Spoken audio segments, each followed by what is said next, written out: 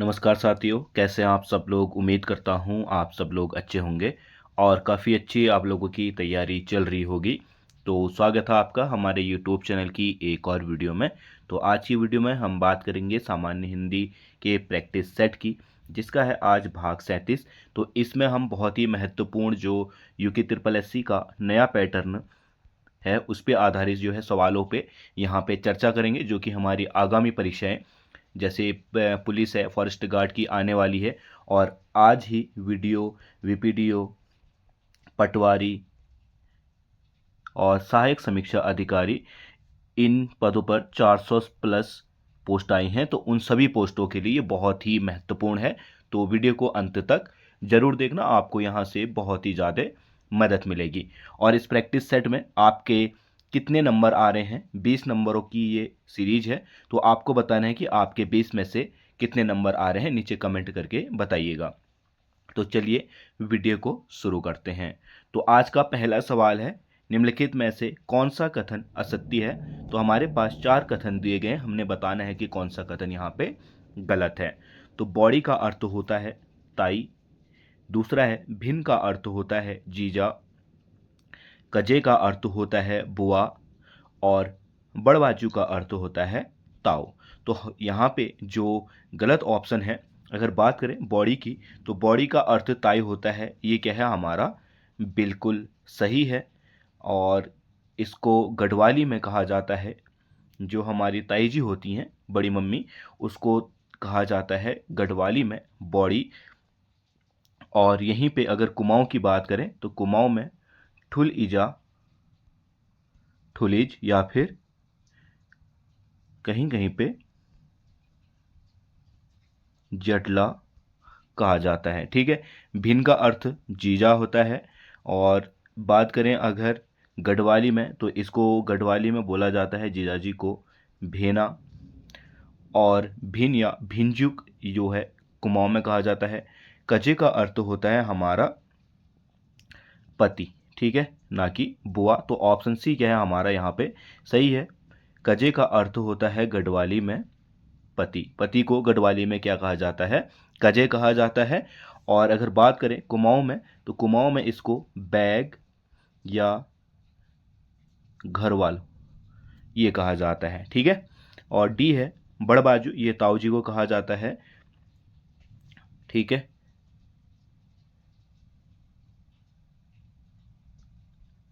फिर है अगला सवाल, द्वेष रखना किस मुहावरे का अर्थ है। तो हमें एक वाक्य दिया गया है द्वेष रखना, और हमने बताना है कि इसका कौन सा अर्थ सही है। खार खाना, दांत पिसण, काथण जान और जड़ खोदन। ठीक है, खार खाने का मतलब होता है कि द्वेष रखना। ठीक है, ऐसे पहाड़ी में कहा जाता है कि जैसे हिंदी में बोलते हैं कि वह उससे द्वेष खाता है, वही पहाड़ी में कहते हैं कि वह वो देखी खार खाच। ठीक है, या खार खाना खाता है। तो खार खाने का अर्थ होता है किसी के लिए द्वेष रखना। दांत पीसना, दांत पीसण का मतलब होता है कि दांत पीसना, यानी कि अत्यधिक गुस्सा करना। ठीक है, काटने जाना मतलब कि काटने जाना। और जड़ खोदना मतलब कि जड़ खोदना, किसी बाल की खाल निकालना या फिर जड़ खोदना किसी चीज की, तो उसको कहते हैं हम जड़ खोदन। तो दूसरे का अर्थ जो होगा सही वह होगा ऑप्शन ए, खार खान। अगला सवाल है, हिंदी में कितने प्रकार के लिंगों का उपयोग किया जाता है। तो इसके ऑप्शन है 2, 3, 4 और इनमें से कोई नहीं। अगर बात करें हिंदी में लिंगों की, तो हिंदी में लिंग होते हैं 2 प्रकार के। एक होता है हमारा पुल्लिंग, ठीक है, और एक होता है हमारा स्त्रीलिंग। ठीक, हिंदी में 2 प्रकार के हैं। और अगर संस्कृत की बात करें तो संस्कृत में 3 प्रकार के होते हैं। तीसरा होता है हमारा अभयलिंग। ठीक है, अभयलिंग 3 प्रकार, ये तीसरा प्रकार मुख्यतः संस्कृत में पाया जाता है, परंतु हिंदी की बात करें तो हिंदी में मुख्यतः पुल्लिंग और स्त्रीलिंग ही होते हैं। ठीक है, फिर है अगला सवाल, सरकारी पत्र मुख्यतः कितने भागों में विभाजित होता है। जो हमारा पत्र लेखन या सरकारी पत्र है उसमें से ये सवाल लिया गया है। तो सरकारी पत्र की बात करें तो कितने भागों में विभाजित होता है, इसके ऑप्शन है 3, 4, 5 और 6। ठीक है, अगर सरकारी पत्र की बात करें तो सरकारी पत्र मुख्यतः 5 भागों में विभाजित होता है, यानी कि ऑप्शन सी क्या है हमारा सही है।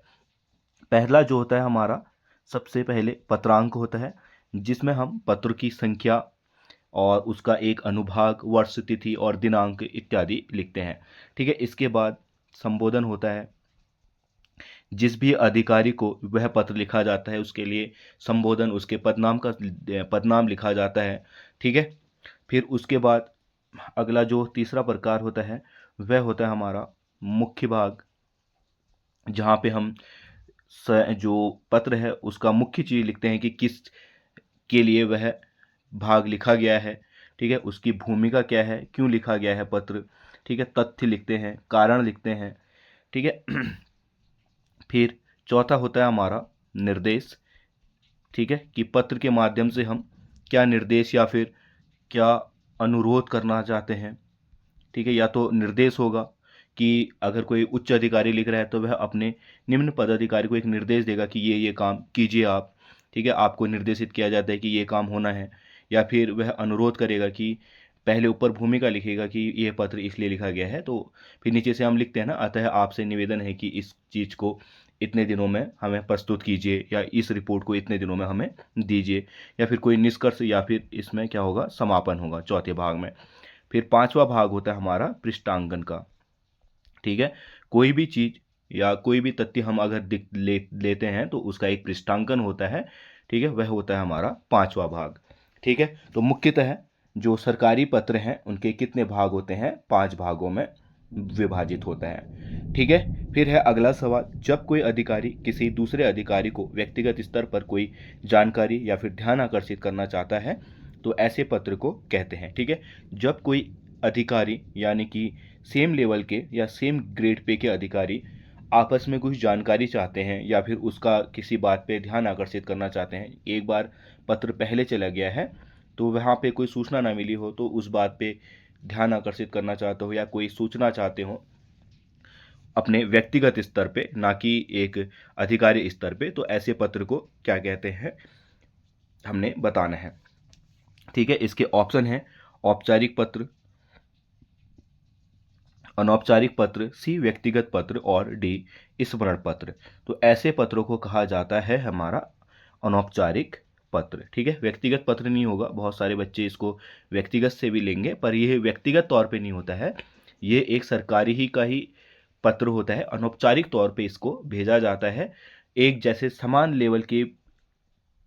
ठीक है। यानी कि मान के चलो एक आईएएस अधिकारी है, वह दूसरे आईएएस अधिकारी से कुछ सूचना चाहता है, तो ये क्या हो गया, एक समान लेवल पे कुछ जानकारी होगी, तो वह अपने व्यक्तिगत स्तर पे उससे कुछ चीज़ें पूछेगा, तो उसको हम अनौपचारिक कहते हैं, ना कि व्यक्तिगत। ठीक है।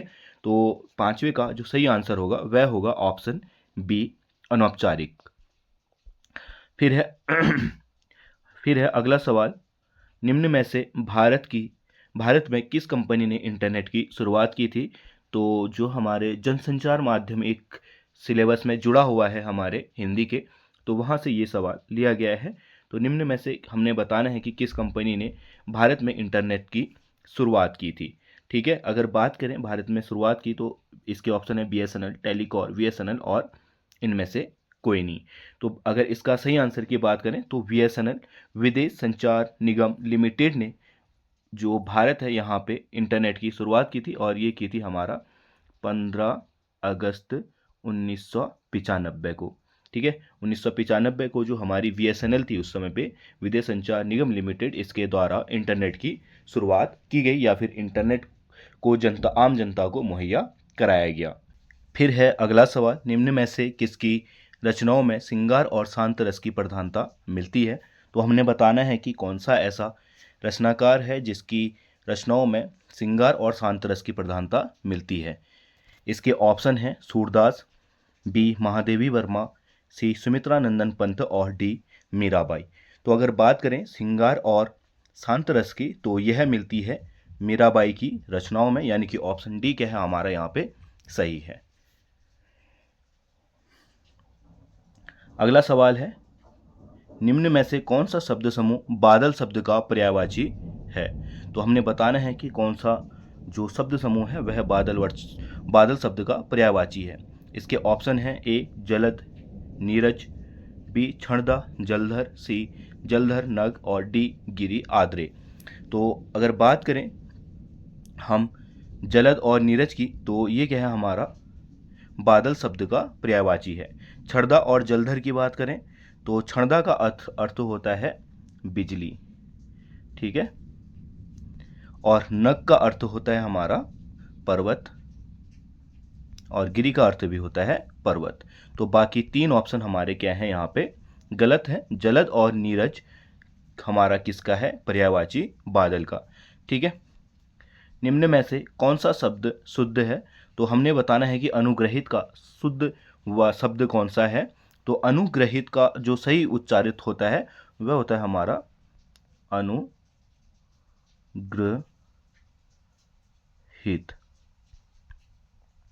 ठीक है, अनुग्रहित, यानी कि ऑप्शन बी क्या होगा यहाँ पे सही होगा। फिर है अगला सवाल, सुक्ति का सही संधि विच्छेद कीजिए। तो हमने सुक्ति का सही संधि विच्छेद बताना है। पहला ऑप्शन है सी सुधन उक्ति, दूसरा ऑप्शन है बड़ा सुधन उक्ति, फिर सुधन उक्ति और सुधन उक्ति। तो इसका जो सही संधि विच्छेद होगा वह होगा हमारा सुधन उक्ति, ठीक है, यानी कि छोटा ऊ और छोटा ऊ, ठीक है।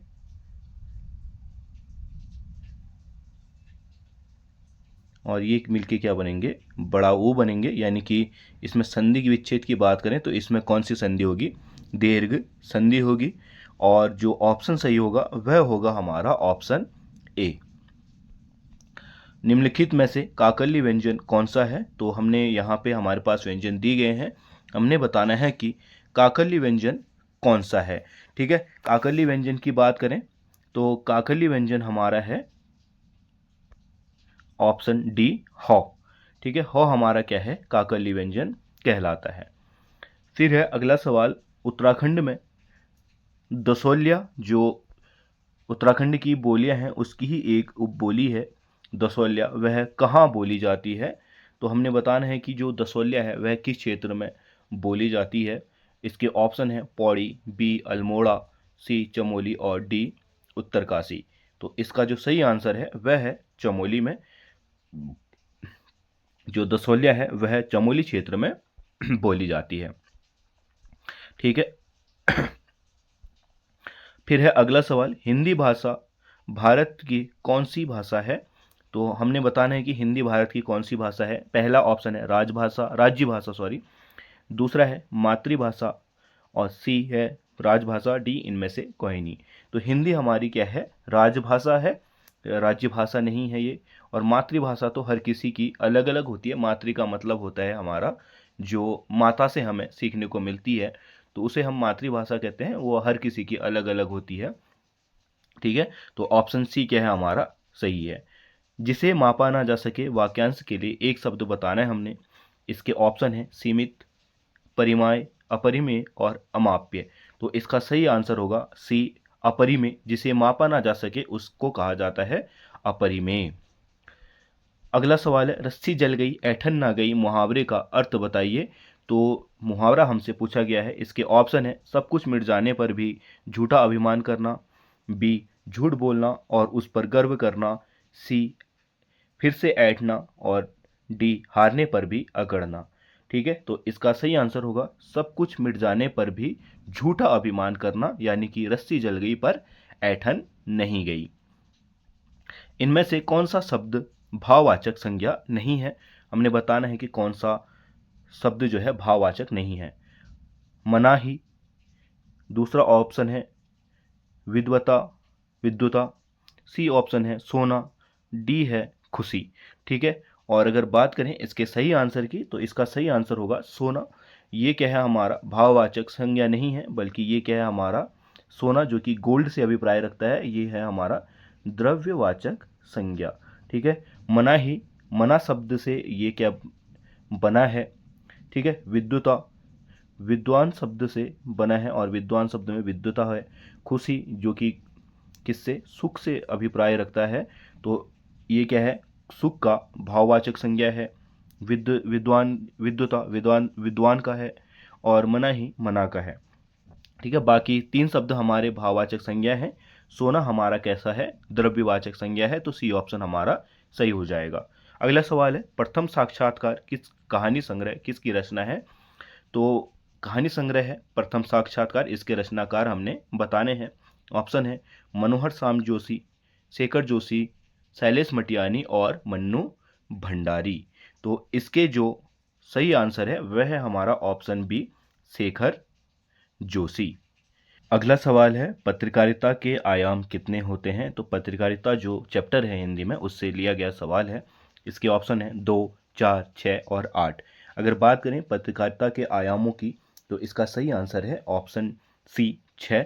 पत्रकारिता के 6 आयाम होते हैं, जिसमें आता है हमारा विचार, टिप्पणी,